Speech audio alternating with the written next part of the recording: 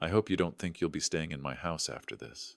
The words, a venomous whisper, wrapped in the thinnest veil of sympathy, cut through the cold Vermont air sharper than the wind coming off Lake Champlain. They belong to my daughter-in-law, Cassandra, the woman currently playing the part of the grieving widow with an Oscar-worthy performance. Her manicured hand, nails painted a deep blood red, rested on my arm, a gesture of comfort that felt more like a brand. Around us, 37 mourners stood in a somber circle, their black coats stark against the muted green of the early spring grass. None of them could hear her, of course. To them she was just comforting the heartbroken old father. But I heard, and my world, already shattered by the loss of my son, fractured even more. The mahogany casket holding my Daniel gleamed under the gray sky. He was 45. Cancer didn't care that he was the brilliant founder of a sustainable tech empire, that he was a good man, that he was my only boy. In my weathered hands, I clutched his third-grade school photo, the edges worn soft from a lifetime of love. That was the Daniel I saw, gap-toothed, a stubborn cowlick, a future as bright as the sun, not the hollowed-out man who had wasted away in a hospital bed. "This is my son's home, Cassandra," I said, my voice dangerously low, steady only by sheer force of will. She gave my arm a condescending pat. "Was your son's home, Arthur? Now, it's mine." Daniel left everything to his loving wife, as he should. Behind her gloved hand, I saw our neighbor, Mrs. Henderson, gasp. My old friend Frank Miller, a man built like the Vermont granite he used to quarry, took a half-step closer to me, his face hardening. They had heard. Cassandra had made sure of it. This wasn't an outburst of grief. This was a calculated move. A public declaration of power delivered at my moment of greatest weakness. The minister, trying to ignore the drama unfolding, continued his eulogy, his words about eternal rest, drowned out by the roaring in my ears. Cassandra merely smiled, a cold, triumphant little smirk that didn't reach her tearless blue eyes. She had planned this. Every last cruel detail. She was turning my son's funeral into her coronation. As the first shovelful of dirt struck the casket, the sound echoed the breaking of my own heart. But as I watched her accept condolences, lapping up the sympathy while I was being shoved aside, a different feeling began to take root in the frozen soil of my grief. Resolve. Whatever game Cassandra Vance thought she was playing, she was about to find out that Daniel Blackwood's father didn't fold so easily. He had promised he'd protected me, and as I stood there in the cold, I made a silent promise back to him. I would fight. The mourners departed in a caravan of dark, respectable cars, leaving me alone with my son. The only sounds were the mournful cry of a loon over the lake and the steady rhythm of the gravediggers' shovels. When their work was done, and a temporary marker stood crooked in the fresh dirt, I stepped forward and placed a single red rose on the mound. It was the same variety my late wife Eleanor had planted in our garden 40 years ago, the garden Cassandra now probably planned to pave over for a new patio. I stood there for a long time, the cold seeping into my bones, and let my mind drift back. The memory was sharp, clinical, smelling of antiseptic and fear. It was last March, in a sterile room at the cancer center in Boston. Daniel had lost 40 pounds by then, his expensive suit jacket hanging from his shoulders like it was on a wire hanger. The experimental treatments had failed, but he refused to stop fighting. His mind, however, was as sharp as ever. He had gripped my hand, his fingers feeling like a bird's bones in my own calloused palm. "Dad," he'd said, his voice a dry whisper, but his eyes were clear, urgent. "I want you to know, I took care of you. Whatever happens, you're protected." I had nodded, thinking he meant a life insurance policy, or some savings account he'd set aside. It was just like him, always practical, always planning 3 steps ahead. But then his grip tightened. "She's not who I thought she was, Dad." "Cassandra." He'd paused to gather a rattling breath. "I figured it out too late. The money, it's all she sees." I had tried to soothe him, blaming the morphine for his paranoia. "Son, you're tired. The medicine is making you confused." But he shook his head, a small, desperate movement on the pillow. "Number, listen. The will. I made sure you're protected. Promise me you'll fight, Dad. If you need to, you promise me." I promised, of course. I would have promised him the moon, but I didn't truly believe it. I thought it was the pain talking, a dying man's fever dream. I had failed to understand the warning he was trying to give me in his final lucid moments. Now, standing over his grave, his words were no longer a paranoid whisper. They were a prophecy. He had known. While he was fighting for his life, he was also fighting for mine. Across the cemetery, I saw Cassandra's black Mercedes pull away from the curb, leading the procession to the house she now claimed as her own. She was heading to what she thought was her victory party, but she was wrong. It wasn't a party. It was the next stage of a battle my son had orchestrated from his deathbed. And I, his old, tired father, was the soldier he had left on the field to see it through. I finally understood my promise. It was time to fight. Frank's old pickup truck rumbled into the circular driveway of the Blackwood estate, a place I had called home for the last 3 years. But it didn't feel like home. Cassandra's Mercedes was parked near the front steps, and she greeted the arriving guests with a performance of practiced grace. "Please, everyone, come inside," she called out, her voice projecting a warmth that was entirely manufactured. "I've prepared a proper memorial gathering for Daniel," Frank muttered under his breath as we walked toward the house. Prepared? This feels more like an ambush. He was right. The moment we stepped inside, the scent of catered food and expensive lilies hit me. The dining room table was laid with the family's finest wedding china, silverware gleaming under the chandelier. This wasn't a hastily arranged gathering of mourners. It was a pre-planned party. She must have ordered the flowers, the food, the vintage Bordeaux that was already breathing in crystal decanters, days ago, perhaps even before Daniel had drawn his last breath. She moved through the room, a black swan in a sea of sorrow, offering condolences that sounded like congratulations. My son's memory was being used as a prop for her social climbing.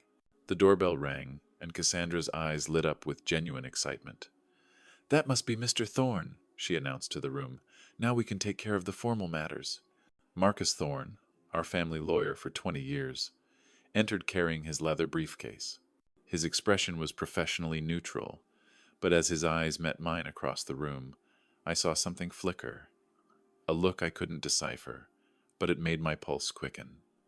We all settled into the living room. Cassandra claimed the grand wingback chair nearest to the fireplace, positioning herself as the lady of the manor. I sank into the corner chair by the window, the spot where I used to watch Daniel work on his laptop in the evenings. "I will now read the last will and testament of Daniel Arthur Blackwood," Marcus began, his voice silencing the room. He went through the standard legal language, the small charitable bequests, a donation to the local library, a gift to his cousin, bonuses for his employees. Each one was a testament to my son's generous spirit.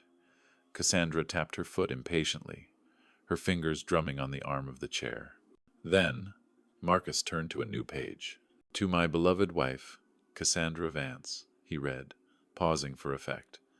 "I leave the family home located at 847 Lakeside Drive, along with its contents, and the sum of $25 million from my investment accounts." Cassandra shot up from her chair as if launched. "I knew it!" she exclaimed, a triumphant smile breaking through her facade of grief. "I knew he would take care of me." The guests shifted uncomfortably at her lack of restraint. I felt the air leave my lungs. $25 million. And the house. The house my grandfather had built. I cleared my throat, the sound small in the suddenly vast room. "And for me, Marcus?" Marcus Thorne's eyes found mine again, and this time the look was one of profound, almost apologetic gravity.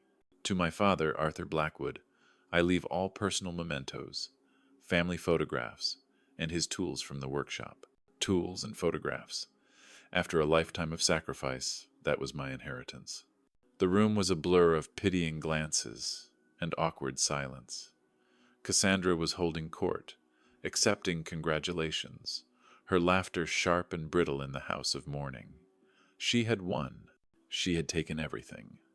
As she floated around the room, basking in her newfound wealth, Marcus began slowly packing his briefcase. He moved with a deliberate slowness, and when he caught my eye one last time, he gave the slightest, almost imperceptible nod toward the kitchen. "There's one additional clause," he said, his voice barely a murmur. lost in the celebratory chatter. But that requires a private discussion. Cassandra, too busy planning her future, didn't notice.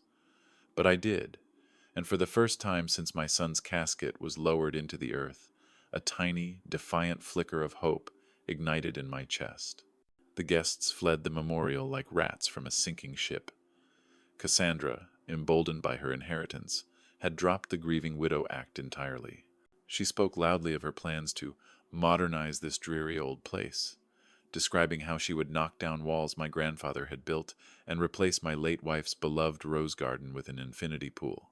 Each word was a desecration.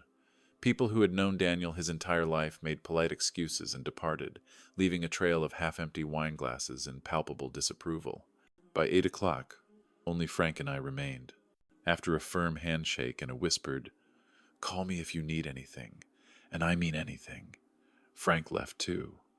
The heavy oak door clicked shut, leaving me alone with the woman who now owned my life. "Finally," she sighed, kicking off her expensive heels and sinking into Daniel's armchair.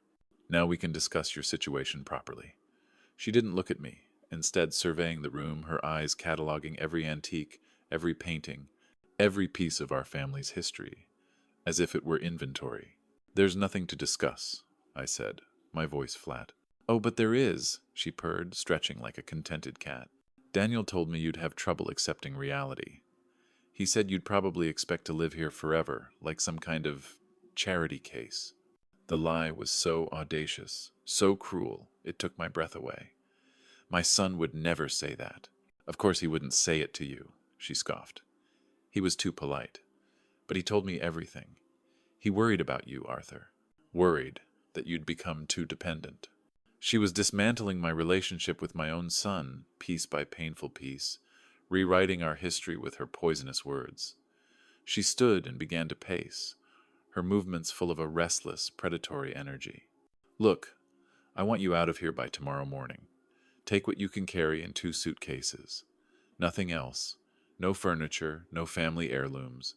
Nothing that belongs to this house.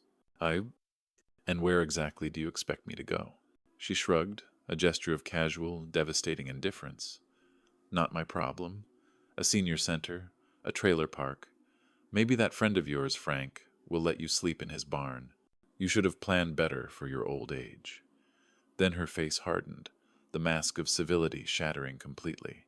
"I am sick of hearing about Daniel and his precious family and his boring traditions. He's gone.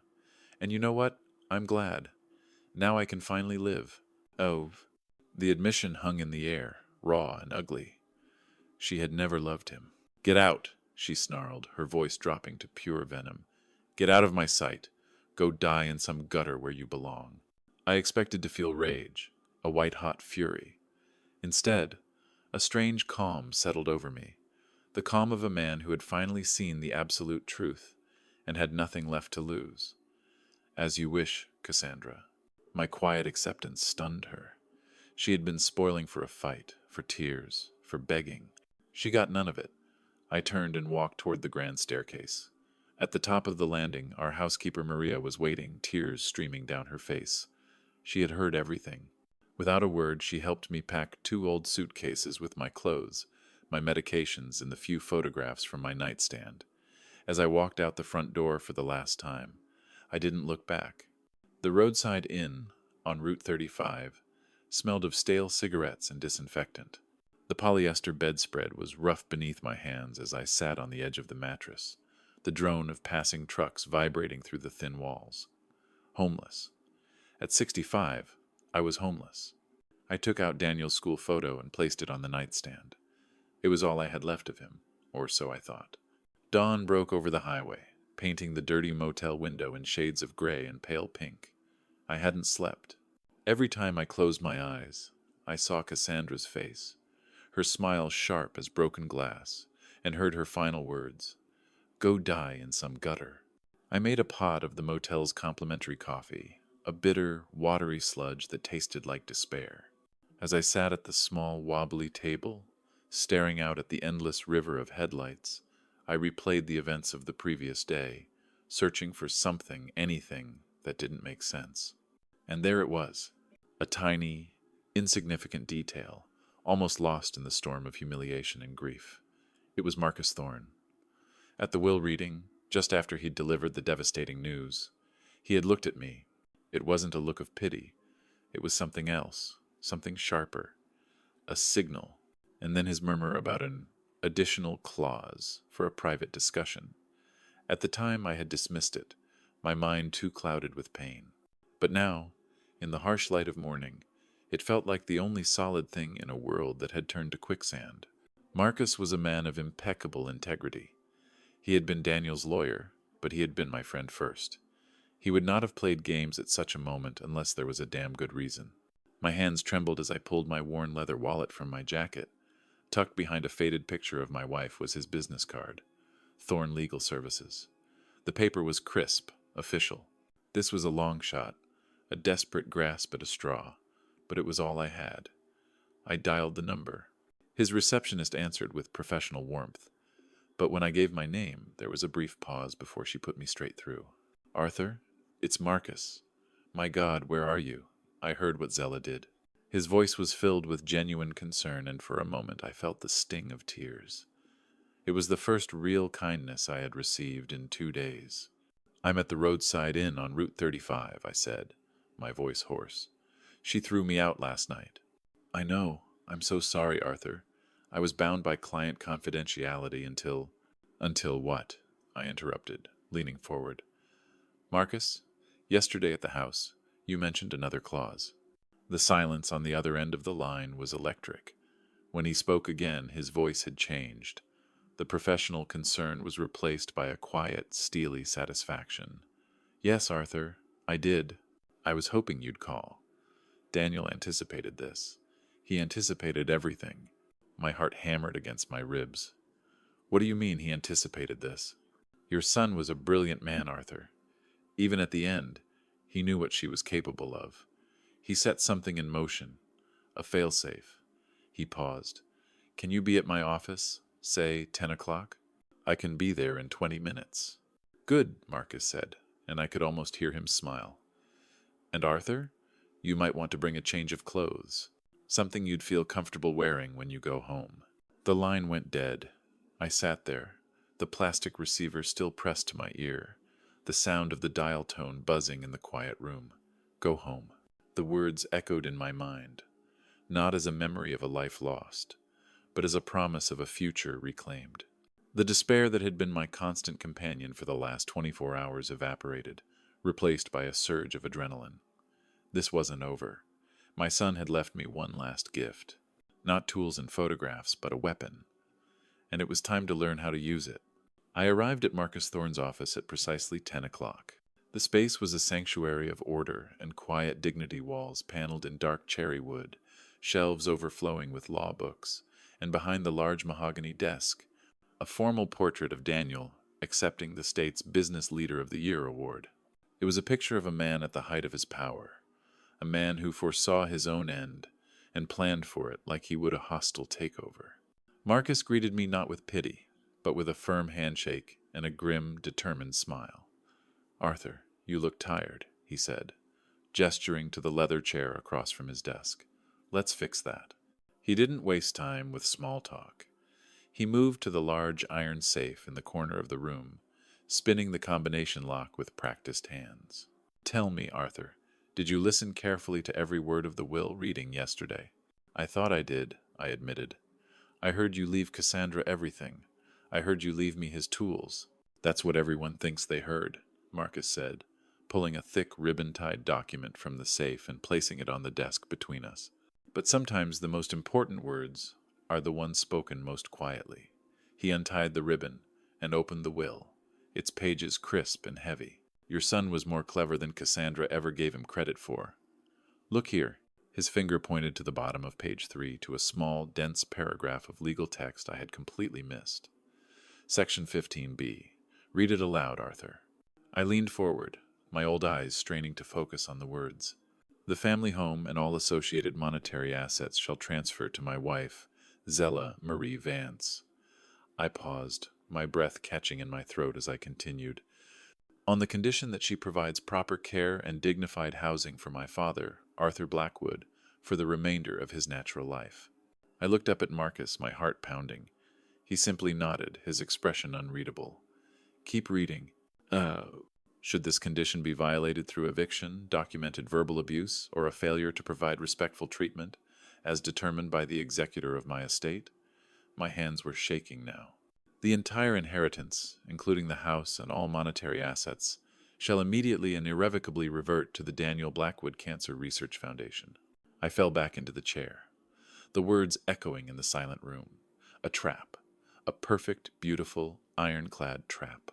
And Cassandra had walked right into it with her eyes wide open, blinded by her own greed. He knew. I whispered, tears blurring the legal text. My boy knew she would do this. He loved you, Arthur, Marcus said softly. He told me, my father is a good man. He won't see the knife until it's in his back. You have to be his shield when I'm gone. The full weight of my son's love and foresight washed over me, a tidal wave of grief and gratitude. While he was dying, he had been building me a fortress, brick by legal brick. So what happens now? I asked, my voice thick with emotion. Marcus was already gathering official papers, stamping documents with his notary seal. Now, we execute your son's final wishes. You are the primary witness to the violation of the will's conditions. Her eviction and verbal abuse, specifically telling you to die in a gutter, triggered the clause. As of last night, she forfeited her claim. She doesn't own the house. She doesn't own a single dollar. It all belongs to the foundation now. He handed me a set of freshly copied documents. It's time to inform Mrs. Vance of her new financial situation. The drive back to the house was silent and charged with anticipation.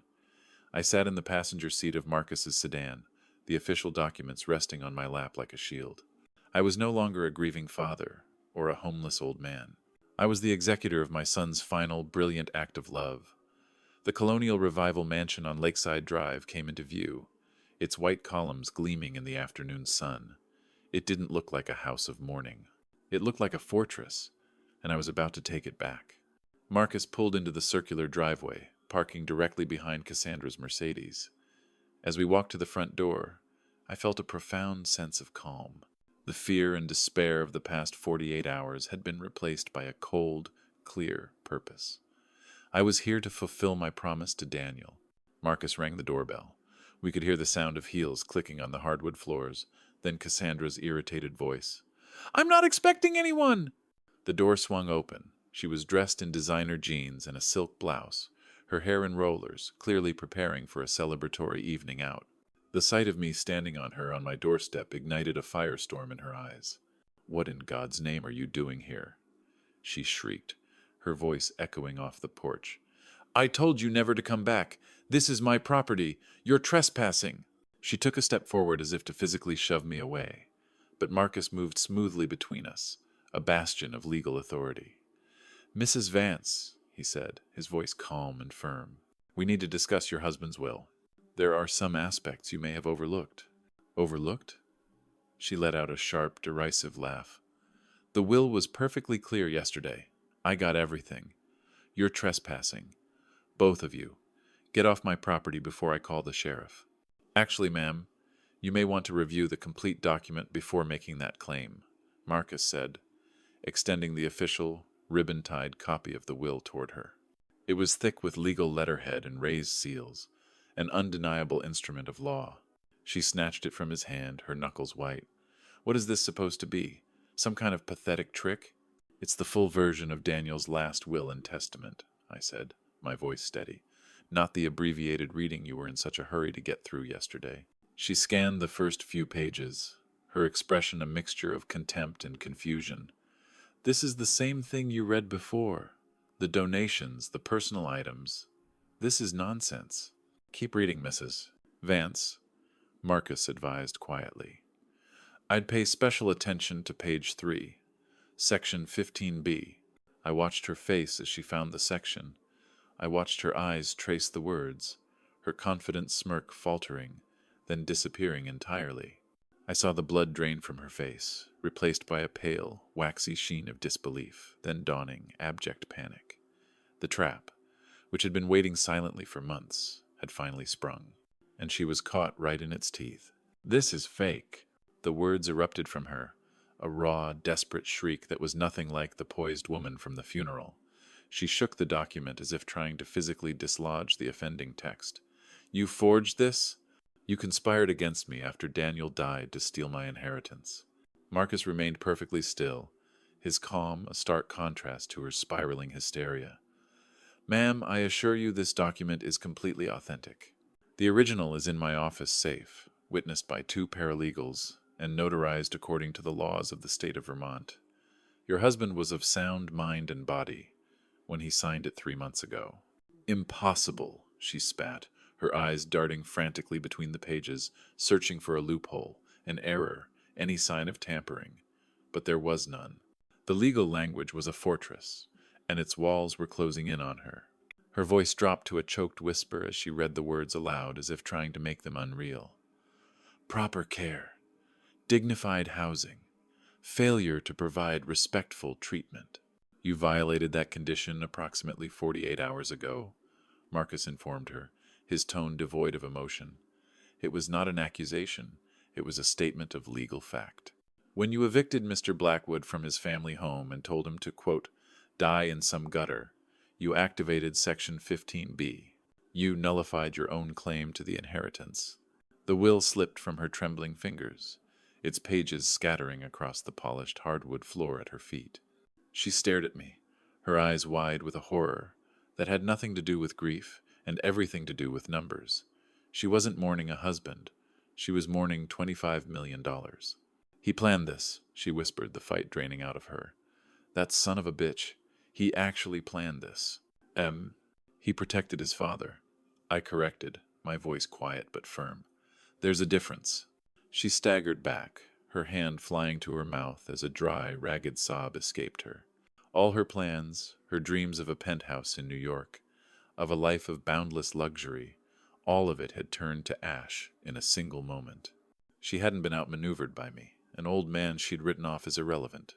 She had been defeated by the ghost of the man she thought she'd fooled, a man whose love for his father reached beyond the grave. She collapsed into the wingback chair she had claimed as her throne just the day before, but she didn't look like a queen now. She looked small and pathetic and utterly broken. The power she had wielded so cruelly was gone. The house, the money, the future she had stolen it had all vanished. The silence in the grand living room was absolute, broken only by her choked, defeated sobs. Justice hadn't just been served. It had been executed with the surgical precision my son had designed.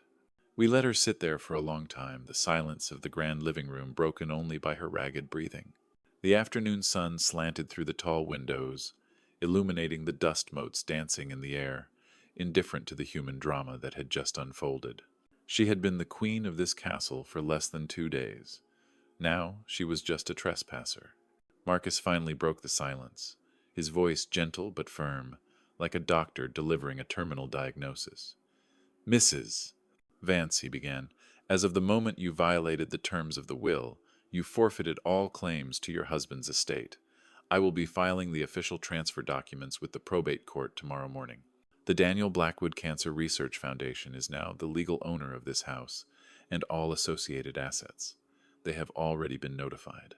She didn't even look up, just stared at her hands, which were twisting a silk handkerchief into a knot. Marcus continued, "The foundation, in recognition of your role as Daniel's father and the circumstances of this transition, has granted you lifetime residency rights to this home, Arthur. You will never have to leave." I nodded, the words a profound comfort. I walked over to the mantelpiece and straightened the photograph of my son. He had taken care of me. I was home. Then I turned to the broken woman in the chair. I could have been cruel.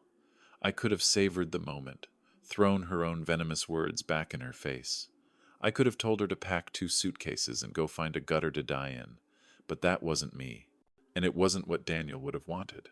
"Cassandra," I said quietly. Her head snapped up, her eyes red-rimmed and full of a fear I recognized from my own reflection in the motel mirror just that morning. "You have a choice. You can leave now with what you can carry, and never come back, or you can stay." She stared at me, utterly baffled.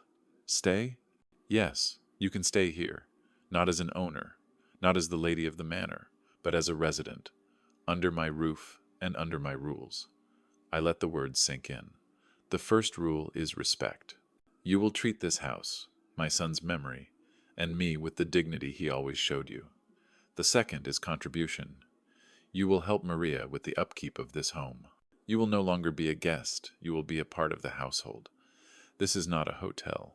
She was speechless, unable to comprehend the mercy being offered. It was a mercy she never would have shown me. "Why?" she finally whispered. "Why wouldn't you just throw me out?" "Because that's what you would do," I said simply. "And I am not you. My son's legacy is not just about money, Cassandra. It's about character. I intend to honor that." She looked around the room, at the life she had tried to steal and had so completely lost. She had no money, no home, no future. She was the charity case now. She gave a small, defeated nod. "I have no choice." "No," I said. "You don't." The truest words spoken between us yet. Marcus shook my hand at the front door. "Justice has been served, Arthur. Daniel would be proud." As his car pulled away, I returned to the living room where Cassandra sat, a statue carved from regret, staring at the wall. We were alone, two strangers bound together by the ghost of a man we had both loved and failed in our own ways. I settled into Daniel's recliner, the worn leather cool against my back. The grandfather clock in the hallway chimed 4, marking time in a house that now belonged to a foundation, a memorial. It belonged to neither of us, and yet to both of us. Looking at my son's portrait on the side table, I finally understood the full depth of his final gift. It wasn't about the money. It wasn't even about justice. Not really. It was about legacy. Daniel knew that true wealth wasn't in a bank account, but in the character of the people you leave behind. He hadn't set a trap to destroy Cassandra, but to give her one last, impossible chance to find her own humanity. And in doing so, he had given me my own purpose back. I wasn't just a resident here. I was the keeper of that legacy. "We'll find a way to live together, respectfully," I said into the quiet. She finally looked at me, her voice a raw whisper. "I'm sorry. For what I said. For everything." "Sorry is a start," I replied. "Respect is what matters going forward." Outside, the Vermont afternoon light streamed through the windows Eleanor had chosen so long ago, illuminating the family photographs that would remain on these walls, long after Cassandra and I were gone. The Blackwood family home would endure, protected by a love that had reached beyond the grave. Some victories aren't about winning a fight.